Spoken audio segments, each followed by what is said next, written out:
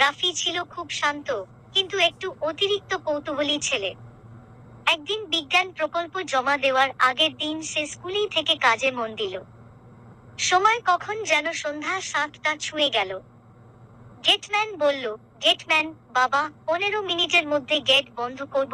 রাফি বলল, রাফি, আচ্ছা চাচা, এখনই বের হব, কিন্তু হায়, তার খাতা হারিয়ে গেছে। সে খাতার খোঁজে আবার 2 তলার পুরনো ব্লকে ঢুকে পড়ল, যেটা নিয়ে ছাত্ররা নানা গল্প বলে। খালি ক্লাসরুমে পায়ের শব্দ, সেখানে পৌঁছাতেই করিডোরটা অদ্ভুত নির্বোধ।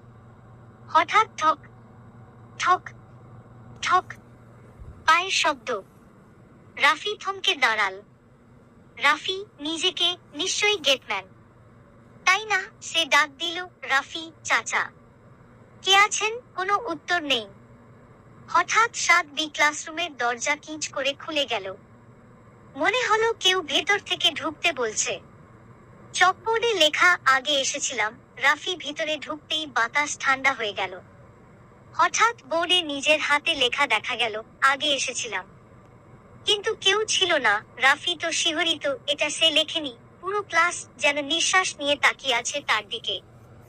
বেঞ্চের মাঝে সাদা ছায়া, তার খাতা হঠাৎ 2 নং বেঞ্চের উপরে থাকতে দেখা গেল। সে কাছে যেতেই একটা সাদা ছায়া বেঞ্চের নিচ থেকে সরে গেল, যেন কেউ মেঝে থেকে উঠে দাঁড়াচ্ছে। ধীরে ধীরে ছেলেটা নিচু গলায় বলল, ছায়া, তুমিও রাতে কাজ করতে এসেছো? রাফির বুক কেঁপে উঠল। সে সত্য উন্মোচন, দৌড়ে গেটম্যানের কাছে পৌঁছে পুরো ঘটনা বলল। গেটম্যান হেসে ফেলল।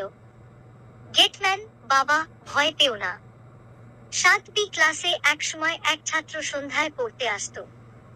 মনে হয় এখনো সে অভ্যাস ছাড়েনি। কারো ক্ষতি করে না, কাগজ খাতা ফেরত দিয়ে চলে যায়। রাফি পিছনে তাকাল, দেখল ক্লাসরুমের জানলা দিয়ে একটা ছায়া খুব ধীরে হাত নাড়ছে, যেন বলছে, বিদায়, কাল দেখা হবে। পরের দিন রাফি স্কুলে এসে বোর্ডে একটা নতুন লাইন দেখল, ভালো হয়েছে ভয় পাওনি, এখন আমরা বন্ধু। রাফির গা শিউরে উঠলেও সে হাসল।